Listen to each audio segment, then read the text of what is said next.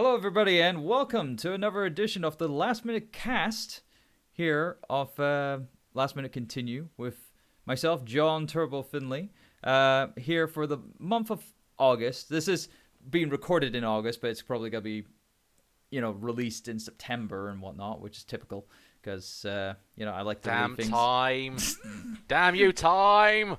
I like to leave things last, but last minute. But hey, it's kind of like the core of the website. But this month, instead of me solo winging it like I did last month for the month of July, for the month of August, I got a couple of the Last Minute Continue crew members here to give their thoughts on the month of August and various things that they might have on their mind. First up, we have Pete Titans Creed and T.A here. Hello. And over here we have the random genius, Ian. I've forgotten your last name. It's a very good last name. I must take that up. Hello. It's nice to be here. Thanks for inviting me. Cool. So we're going to go straight into it with the top topic of August. Now, August is quite a special month for a lot of us. It was always one month that we would always appreciate for a number of years, and it was always the month of Summer of Sonic. And I think I briefly talked about it last month, but during this month there was a Kickstarter campaign that was done by two of the mainish kind of like people behind Summer of Sonic, being that of Sven Jocelyn and Adam Tuff, organizing the Kickstarter for the Sonic Adventure Music Experience UK event that will be taking place in December. And it finished up its campaign earlier in August, and it finally ended on a high note, being that it sold out the entire listing of tickets that they had for the venue that they booked. I'm just going to throw it around the table here with Pete. You can start this off. What's your thoughts on how the Kickstarter went and how you feel looking forward to this event that will be happening in a very cold time of the year, the winter of Eggman, essentially, that will be happening? I mean, they announced it pretty much relying on the fact that everyone that's been to Summer of Sonic would want a Summer of Sonic-esque type thing again. It's got Jun and the majority of the band of Crush 40, so it's just going to be a musical appearance. It's not... No Johnny, which isn't a bad thing. I think a lot of people know my feelings on the current vocal of Crush 40 and how it's not as good as it used to be. It's not like Johnny hasn't been doing other things. He's been touring with his other bands for a number of years, actually. Yeah, but that's not my point. My point is that I'm kind of glad that Johnny's not there.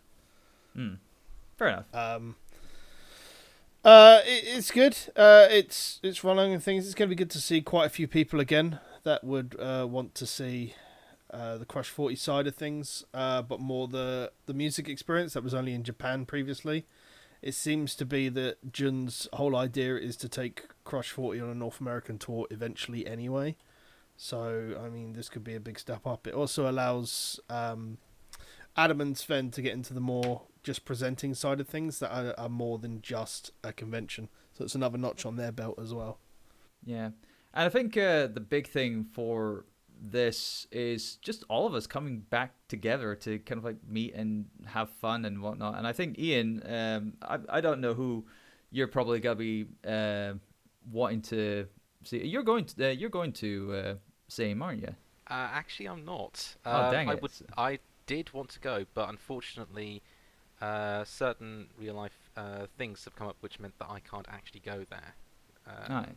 But if you were wanting to go, I'm sure that the main thing to going to this event would have been to meet up with all the guys again and just like, having fun, having a blast, having a good time, essentially. Just like what Summer Sonic has always been there, is having a good time with friends and, having laughs. Indeed. It's the sort of it's half and half for me. Half of it is the actual fact of sort of enjoying listening to the music of the sort of adventure games, because some of the tracks on it are actually really good. And as being someone who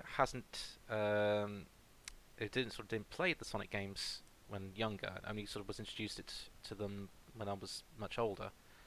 The music still holds up quite well for a few things, so would have been nice to have heard that in a live environment.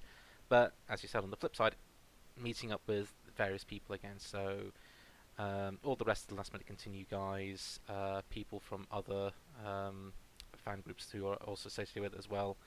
So yeah, it would have been nice, but unfortunately I couldn't make it due to various factors. But no doubt there'll be another one at some point in the near future. Maybe something to do with, I don't know, spring of E123 Omega. I think the more suitable name would have been Spring of Cream, but because cream, rabbit, Easter. True. Spring, so, well, would have made much more sense.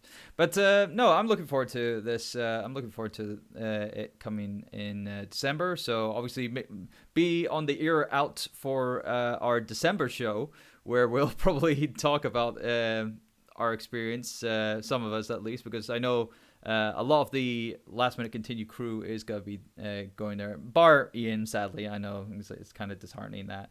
But no, I'm really looking forward to this, and I was very happy that this Kickstarter fully sold out, even with the VIP tickets that they released midway through as well, which I myself I've upgraded to that VIP thing because it's evident. I want to see June again. I want to be able to shake his hand. I mean, it's not like I don't think any of us was gonna get any kind of like special treatment if we did just show up with a standard ticket and just expected just get in the backstage area and like that, because I do remember that when I was in Japan in 2014 for the Crush 40 Two Nights to Remember gigs that was happening then, and I was lucky enough to get backstage, and that was just on a whim. I don't think I'm gonna get that there kind of will like luck. Be some promotional VIP tickets that they would have used as well. You've got to remember that. Yeah, but it is a special event essentially. This is like a very big. It's like in the same level as Video Games Live, essentially.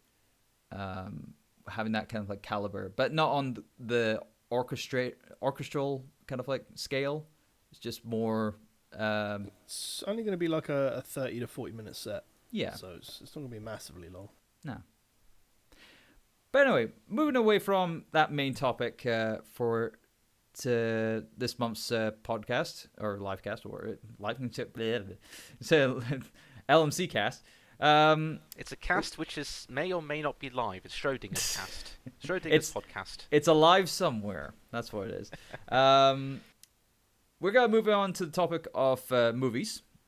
Now, last month, I talked about a couple of movies I saw, obviously being out of the Avengers Endgame and Spider-Man and whatnot. But this month, I want to talk about a movie that I did see that was released last month, but I didn't get a chance to watch it until later in August, was Toy Story 4. Basically, I've always been a big fan of Pixar movies, although granted, there's some that I'm not, that I haven't gone out of my way to watching, like Finding Dory. It's like I didn't really go out of my way to watch that because I thought Finding Nemo was fine enough. It didn't need a sequel. But no, Toy Story 4, I've always had a special place in my heart for the Toy Story franchise ever since the first film. And half of me was kind of like thinking, really, a fourth one? They really need to do a fourth one? And then another half of me said, well, I need to see this fourth one. I want to see how things progress after the third one, because I thought the third one was like the perfect end to that kind of like series. But I know, Ian, you were thinking of going to see this because you're probably a big Pixar nut as well. Probably not as Yes. big as Jamie, but yeah. Yeah, no, I always enjoy Pixar films. I do feel as though when it does go into the sequel territory, it can either be very good, see, for example, Toy Story 2, Toy Story 3, or very bad, see, Cars 2, Cars 3. There doesn't seem to be a sort of a middle ground for Pixar sequels, so I I am apprehensive of seeing it, but the fact is that it, from what I've heard, it does something completely different to the standard thing. So it's sort of, you expect it to go one way, but then it goes somewhere else, and that kind of thing is always quite sort of interesting in sequels. So yeah, I'm going to get around to seeing it at some point, hopefully soon. But yeah, it's something that's definitely on my to watch list. Mm. I mean, I've still got a few more that I'm kind of looking forward to, especially next month. Next month, there's some really good, interesting ones coming out. In particularly, I'm looking forward to It Chapter 2. So look out for me talking about that when we go into next month. Pete, is there any movies you've kind of like... I don't really bother with movies. I think the cinema is overrated and expensive as it is. But in terms of TV series and bits and pieces like that, The Dark Crystal's just come out, so I'll be interested in watching that on Netflix. I've just finished watching the new season of She-Ra. I just got into Stranger Things because of the new Dead by Daylight DLC, so I've just watched all 3 seasons of that in about 2 to 3 weeks. So, And what was your thoughts on the Stranger Things series? no, it's one of those series that lives up to the hype. Like, I try to avoid stuff which has a massive hype train. Like, the last time I tried to watch a series that had a massive hype build was Game of Thrones. Did all of 1 season in a weekend and just didn't like it, so just gave up on it. Yeah, because I think all I hear from Stranger Things is all the kind of like 80s references and whatnot. Yeah, you don't really look out for them though. Like, it's just a good show in its own right. Like, unfortunately, each season is really slow to watch. For at the beginning, like episode 1 and 2 are really slow, but from episode 3 to 9 onwards in every season, it's really good. Yeah, I think that's the point of a good show, is that don't let one aspect of the show overpower its narrative. So, you know, I don't know why many people were obviously just harping on about, oh, this is a great 80s throwback and whatnot. It's like, no, just focus on the story, focus on the narrative of and the characters. You know, don't forget about the references. That's why Ready Player One sucked. Ah yes, Ready Player One, aka a pop culture reference, the movie. Yeah. Yeah, I've read a sample of the book, and it was just basically pop culture reference, pop culture reference, pop culture reference, DeLorean, pop culture reference. In this case of, okay, what's the story? Aside from people really like stuff from the 80s, and there's no cultural point at this point, past that point, despite it being set in the middle of the 21st century. Yeah, but that was Demolition Man. But at least that was funny. Oh yeah, Demolition Man was funny. The fact that yes, the And, fact and that it had still action, quotes. and it had good action to boot as well. It's like it had a good bit of satire to it as well. Yes. So, but that's- no, with going back to you, Pete, with She-Ra, I've heard really good things about the She-Ra. It's very good.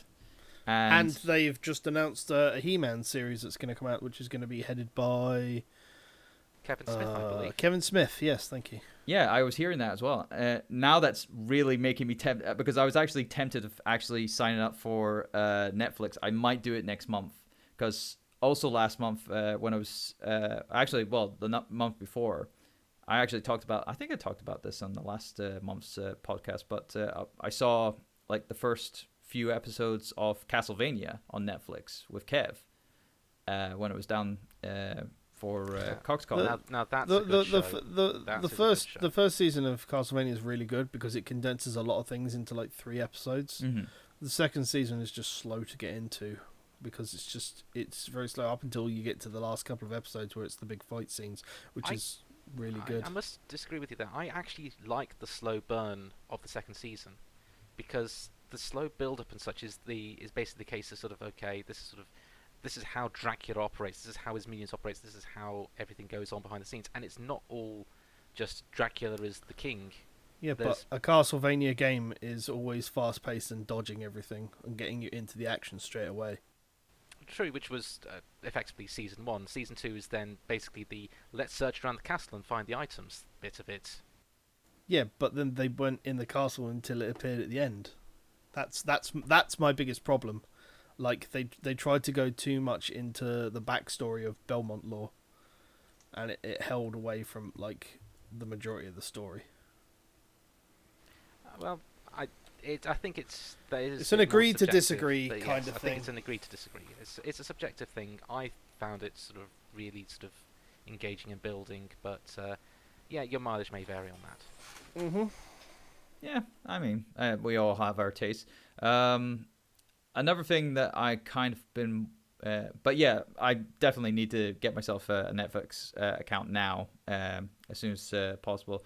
But another thing that we're moving from one animation series to another. I actually been watching, finishing up a couple of, more seasons of anime through Crunchyroll and whatnot. But one particular one that's actually only been shown on Funimation's streaming platform is that's really got my attention. It's really found some kind of like fun and joy with it, and it also kind of relates to me because obviously it's a show that it's regarded like keeping yourself fit and stuff like that.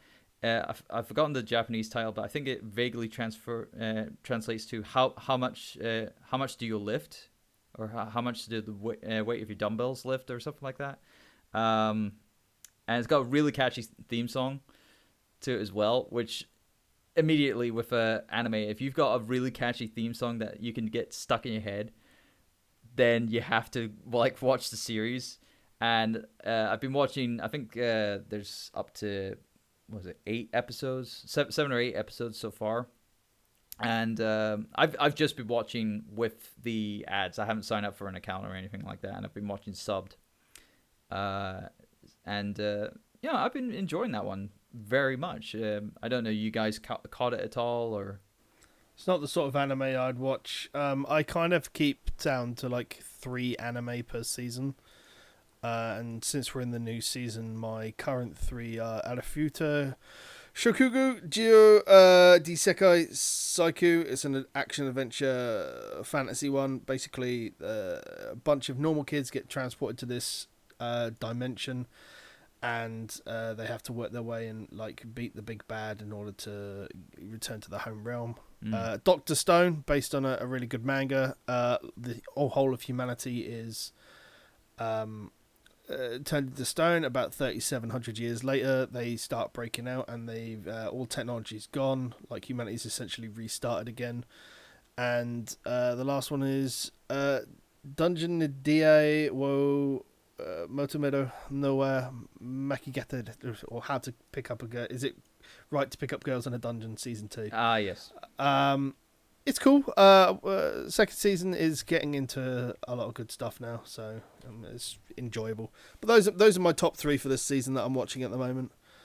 Ian, Ian, have you got any this season that you've been watching? I don't watch as much as I would like. I hardly have much free time to watch TV I do like, so finding time to watch new things is kind of hard at the minute. But yeah, it's there's always sort of the whole thing is that sort of there's always so much choice and there's so much variety. It's a case of, well, I've heard really good things about this one. I've heard really good things about this one and such. I mean, I'm just finally getting around to watching Fullmetal Alchemist Brotherhood, despite the fact that I've actually owned it, the DVD series for the past year, purely down to other things that's going on at the minute. But did you watch the original Fullmetal? I did, yes. You'll enjoy the different directions it takes, at least. And if you do get round to, once you finish Brotherhood, try to watch Sacred Stone of Milos, because it's a really good film as well. So yes, not as much as I would like, but then again, I have been watching a lot of things on Amazon Prime and Netflix, so stuff like Good Omens that was released a couple of months back, and all the old stuff I used to watch when I was a kid.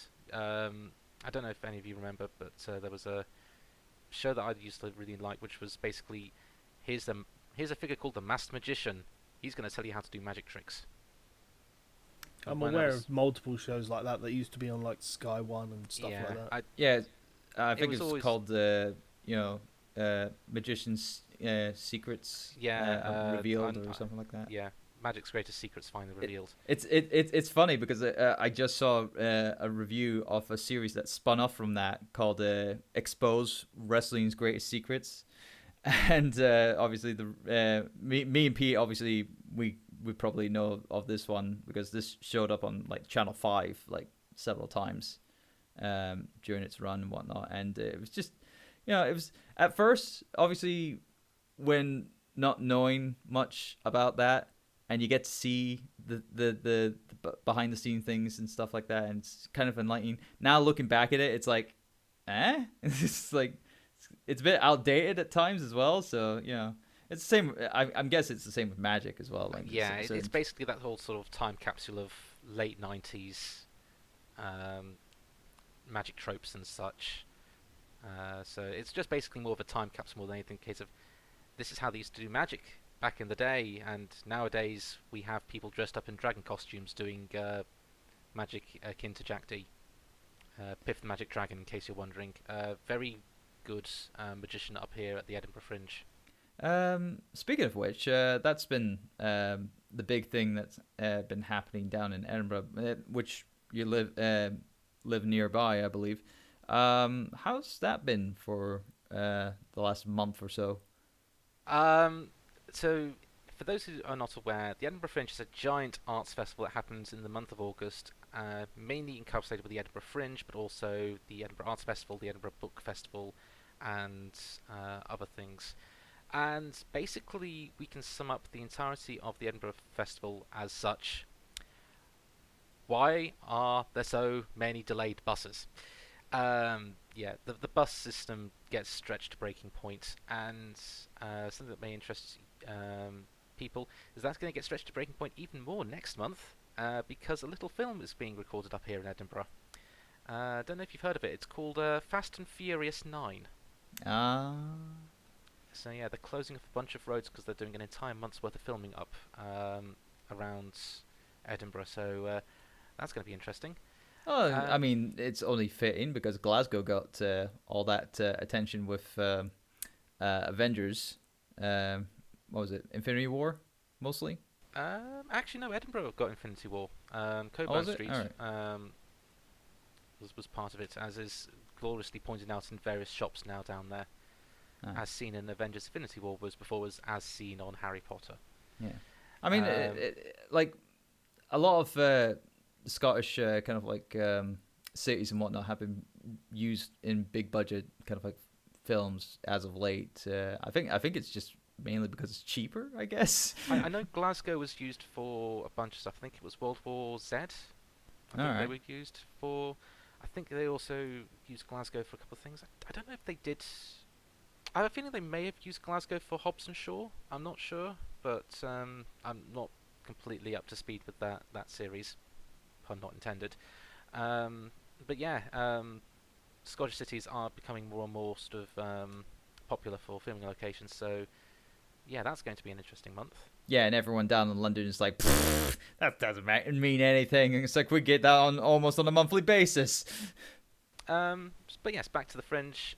Yeah, I think this year has been one of the busiest years in terms of Fringe and footfall. There's been a record number of acts available to watch, as well as tons of free shows up and down the Royal Mile. So yeah, if you enjoy arts or comedy or something different, then it's certainly a place to go. Just make sure you book in advance, because booking on the day is for hotels and such is not recommended. Strongly not recommended. Yeah, I had one of my friends down there for about 2 weeks performing there. She's a kind of like a English style Japanese pop idol, heavily into AKB48 kind of like style of performing. and whatnot, and she was there for like 2 weeks. Kind of overdid it herself. Yeah, she was exhausted by the end of it. But no, she had a good time. Yeah, I mean, granted, I mean, up here, up in the Highlands, we only have the Highland Games, and that's essentially it.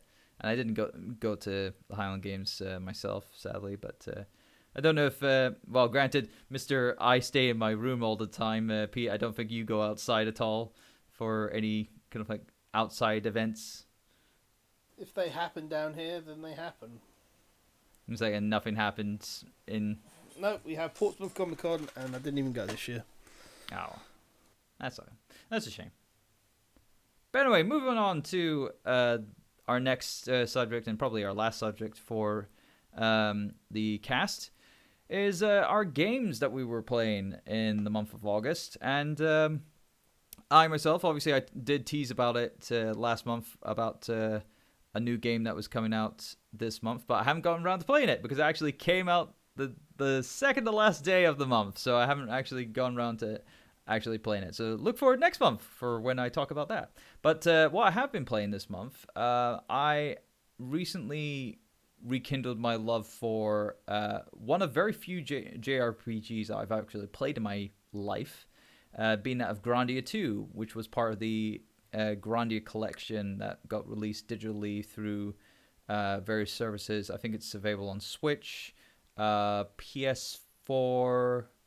I think it's on Xbox One, and but on Steam, it's updating the existing versions that are on Steam, I believe, because Grandia 2 already came out on Steam before the collection hit and whatnot. So I think they're just updating that with the collection. But no, I had good fun playing the second one again. Played it on the Dreamcast many moons ago, and actually found the turn-based RPG real-time kind of like mechanics that they had for it really engaging and whatnot. And instead of the typical kind of like turn-based, just select your characters' moves for the turn and then wait for everyone's turn to happen, and then the enemy will do their turn, and then back and forth and whatnot. But no, it's all kind of like the system that's probably most seen sort of nowadays in the Persona series. Yeah. But no, I've been having fun with that. And the other game that I've been playing for my streams, at least, that is new to me, was Super Metroid on the Super Nintendo. And of course, I've been playing it through the SNES Mini that I have, which I've been putting in all the mileages, even though I have had it for, a year and a half, 2 years. And this is me putting more time into it than I have actually owned it. So it's ridiculous. But so no, how are you finding Super Metroid? I've been it's been a challenge actually, because like I've watched the game being played multiple times. I know Gerard, this is like Gerard's like favorite game, or like one of his favorite games. He bangs on about it like forever. And he's completed it multiple times, and he makes it so effortlessly easy in certain parts where he's like finding stuff and then doing certain mechanics and stuff like that, like the wall jumping. I swear to God. Yeah, but you could do that in anything that you're familiar with. Like you could go into Sonic 3 and Knuckles and just know instantly where all the big rings are and do all of that. Like, yeah, everybody has a favorite game that they play and know where everything is. Yeah, but this is but just one aspect of Super Metroid, the wall jumping. I could never get the wall jumping down, like at all, no matter how many times. It's like at one point I'll get it down to a certain point, and it's just going from wall to wall to wall to wall. But I see all these kind of like experienced players being able to wall jump off the same wall. And it's like, how can you do this? I'm trying to do the timing here. It's like, it's split second frame. There is something magical about seeing people who are well versed in games just completely break them or find out the exact nuances of doing this. This is why I enjoy watching speedruns. It's just a case of, okay, this is a sort of 2-frame window, and they managed to execute it perfectly in just a case of, right, we've just skipped that entire half of the game. Congratulations. But yes, Super Metroid, I did play that. I played that about 10 years ago, first played that.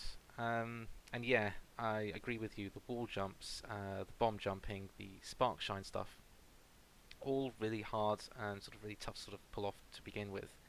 But yeah, nowadays I sort of pick it up and it's a case of, oh yes, I can just do this.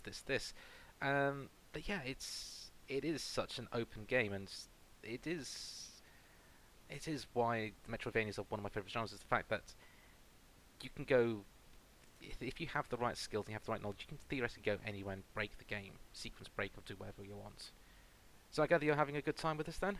Yeah, I've been having a good time with it. One of the things that I've been having problems with is the like there was a moment in the game where I was getting completely bodied by this sub boss here. I think it was in Morfair, and it really was infuriating because I didn't have enough missiles or super missiles to kind of like, because it's the one where you have to push it back. Oh, Crocomire.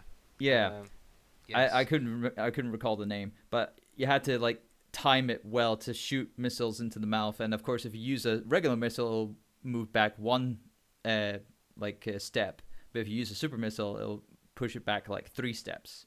And I only had like 5 super missiles at the point, so it was very difficult trying to get. And I kept on dying, and I was getting frustrated. I was like, come on, it's like get moving.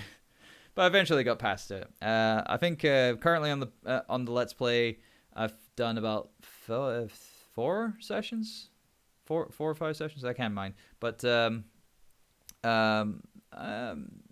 think I'm getting through it. I mean, probably take me a few more sessions off it, and once I do it, once I finish it, it'll be another game scratched off of my 100 game bucket list poster that's on my door, that several people have been noticing in various video media, as well as streams and stuff like that. So, but no, it's good that I'm getting through that eventually. Pete, what have you been playing this fine month of August? A lot, really. So, for those that follow me on anyway, know that I did the monthly Let's Race with the British Andy in Banjo-Kazooie, of which I thoroughly trumped his backside. But he's challenged me to Crash Bandicoot, so that'll be coming up in the month of September, and I've never played a Crash Bandicoot game before. It's the same for myself. I've never played a Crash Bandicoot game. Is this Crash 1, perchance? It is Crash 1.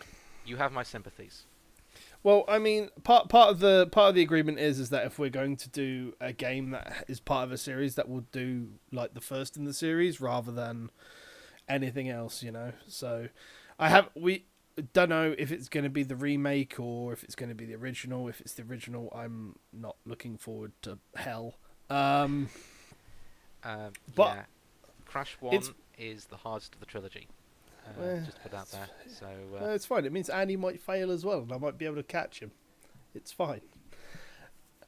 Otherwise, it's been a busy month for me in terms of the video games that I like. Played a lot of World of Warcraft, as I normally do. World of Warcraft Classic literally just came out last week. I managed to get some time in on that, and I'll be doing a podcast, my normal Warcraft podcast, on that this coming time and talk about that. But otherwise, one of the big mobile games that I play, Dragon Ball Z Dokkan Battle, just had its 300 million download celebration, which is going on at the moment, and it's celebrating the Cell games and the moment where Gohan beat Cell. And spoilers for an over 25-year-old series, a 30-year-old series. Yeah, a saga that has been obviously, I wouldn't say parody. Well, I wouldn't say parody, but talked about and discussed many times over. In fact, actually, what was it? The hashtag that was going around Twitter, it's like hashtag Team Cell or Cell Team and hashtag Team Gohan. Yeah. Aye. What side were you? I was hashtag whichever goddamn legendary card I got. Hashtag Yamcha. Yeah. But I pulled the new legendary Gohan card, so that's fun. I was after both, but there's still some time to pull it before the celebration's over. But it's a lot of fun. Doing some of the Super Battle Road, which is the really like balls hard content to try and get the Goku and Bulma youth card. That'll be available from that. I'll be doing some streams of that coming up soon. It's a lot of fun at the moment. Finding some new people in the community to work with and talk to all the time, and they're great fun. So, yes. I do have a question in terms of the World of Warcraft Classic. So, my knowledge of World of Warcraft is basically down to For the Horde, For the Alliance, and Leroy Jenkins. Could you possibly expand on sort of what is different between the WoW Classic and the current iteration of World of Warcraft? So World of Warcraft Battle for Azeroth is the current expansion for the retail game, which has expanded over 15 years of World of Warcraft than what we had.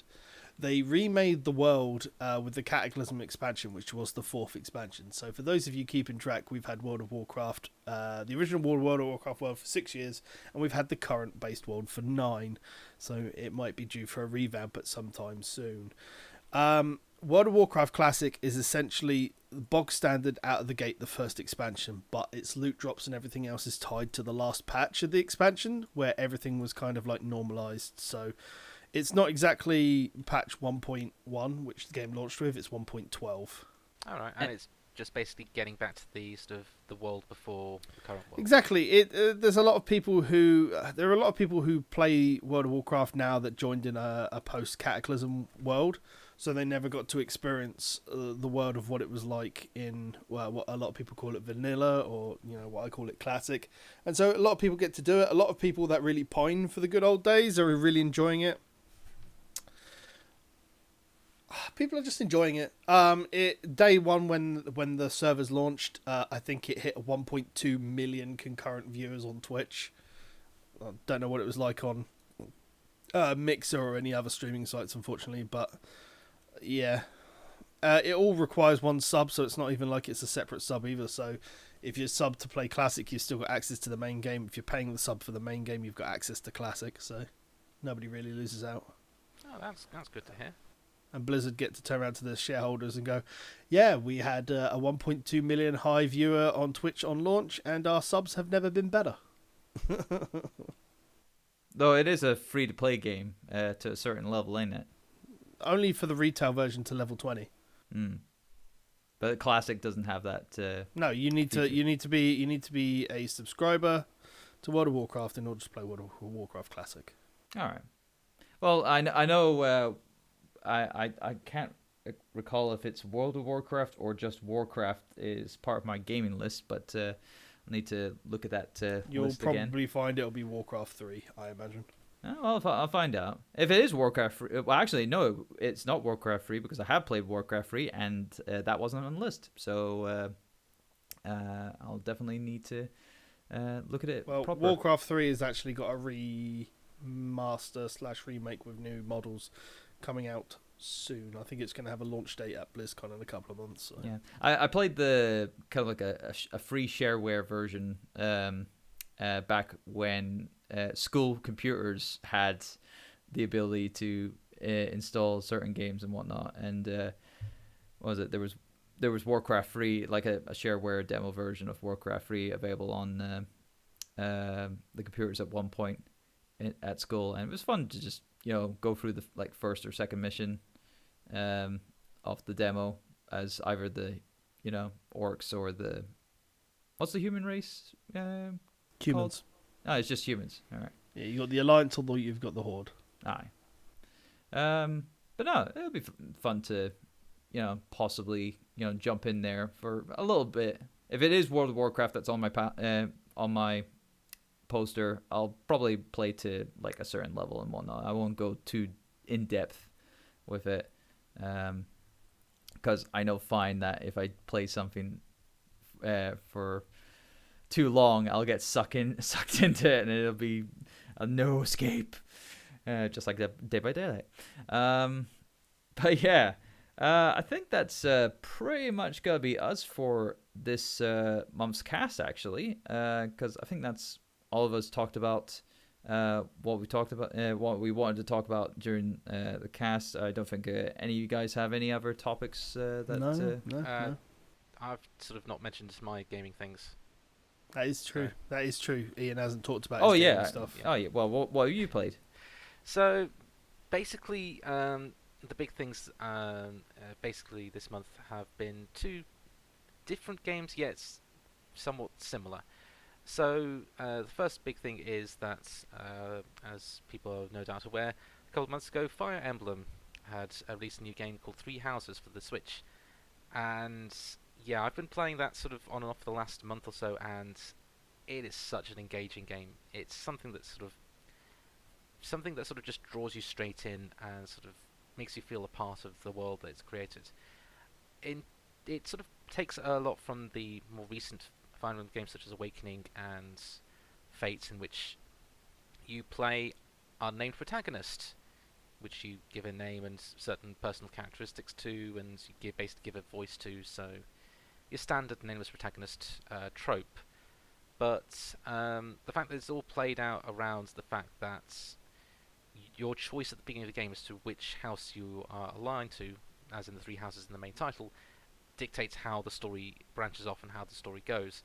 And the fact is, I'm currently playing through the Golden Deer house, and I'm already thinking, how on earth is this game going to branch out when we get to the Blue Lions and the Black Eagles? How is this going to happen? How's that going to happen? How is all these different interactions going to take place? But I think the biggest thing is the fact that the characters are actually well defined. You've got your standard sort of anime trope, sort of anime and sort of JRPG tropes for characters, but others are a bit more open and it's a bit more sort of different and unexpected. So it's a nice relief to sort of see something different, and it's not just sort of everyone going all pally pally. There's actual sort of grounded conflict, such as sort of people sort of being sort of antagonistic against each other because of their backgrounds or because of how they do certain things, or sort of just general age differences. That sort of thing just sort of makes it a bit more grounded. So I'm looking forward to seeing how the rest of the game goes. I think I'm getting close to the end of part 1. I know that there's a part 2. Otherwise they wouldn't be saying part 1 at the beginning of every chapter, so we'll see how that goes. And then the second thing I've been playing, not only this month but last month as well, has been Final Fantasy V as part of a charity event called the 4-Job Fiesta, in which players basically play through Final Fantasy V within 2.5 months with very preset roles given to them. So in my example, I had to play through the entire game using only White Mages, Mystic Knights, Normal Knights and Geomancers, which at certain points of the game basically went, this is a boss that requires black magic. I can heal them. Does that help? Yeah, so you've been having quite the challenge with your run in Final Fantasy V. Yes, but that has now actually been completed. I finished it off on Tuesday. Actually, for the purposes of the challenge, I have actually been doing it on my own Twitch channel. And yeah, I'm pretty happy with how it's turned out.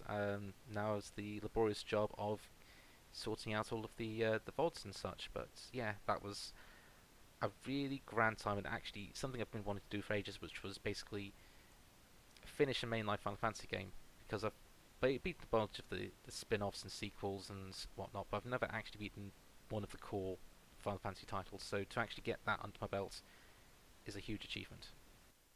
Cool. Well, I'm glad you were able to do that. I mean, I'm sure I'll obviously have that feeling when I finally finish Super Metroid, whenever that'll be. It'll probably be sometime later next month. But I think that's us for this month's last minute cast. We'll just ask each other where they can find on social media. Pete, yourself? You can find me on my personal Twitter at Titans Creed. You can find my gaming one at Gaming Phoenix if you don't want to listen to the daily babble that I put out on the internet. You can follow YouTube content on my personal channel at youtube.com/Project Phoenix Productions, and you can find great Twitch content live streamed 5 to 7 days a week, including the Let's Race against the British Andy, over at twitch.tv/Project Phoenix Productions. And Ian, for yourself? Whenever I stream, whatever it'll be at twitch.tv/the Random Genius 42. Otherwise, I will be often heard sort of making snarky comments over on Last Minute Continues streams, more often than not, either over XCOM or being the Quip King once again. Yep. Of course, you can check out the Last Minute Continue stream at twitch.tv/Last Minute Continue. If you want to find what I've been saying on social media, you can follow me on Twitter at TurboXLR, as well as on Instagram, as well as check out my Twitch channel, twitch.tv/TurboDriveLive. And thank you very much for watching, or listening even, sorry, this you podcast. You could watch this, it's just going to be a blank screen for most of it, unfortunately. But yeah, it will be. But no, if you've been listening to this either on the Last Minute Continue website at lastminutecontinue.com or through iTunes, thank you very much. Be sure to leave some feedback with ourselves. Leave a comment, leave a review, whatever you like to do. Share out those little stars, those spangly stars, and give us what you thought about this month's cast, as well as last month's cast, if you are feeling up to hearing back my monotone voice for about 30 minutes. But for now, that is us for this month, for the August edition of the Last Minute Cast. I would like to thank Pete and Ian again for being here for this month. Hopefully they'll return for next month. Who knows? Or we might have some new people coming in, or it might be myself again. Who knows? We will find out in September when we have the September Last Minute Casts. So for everyone here, for Last Minute Continue, I've been John Turbo Finley. Enjoy the rest of your day, and hope you have a great month ahead of you in September, and we'll see you then. Take care, people. Bye-bye. Goodbye.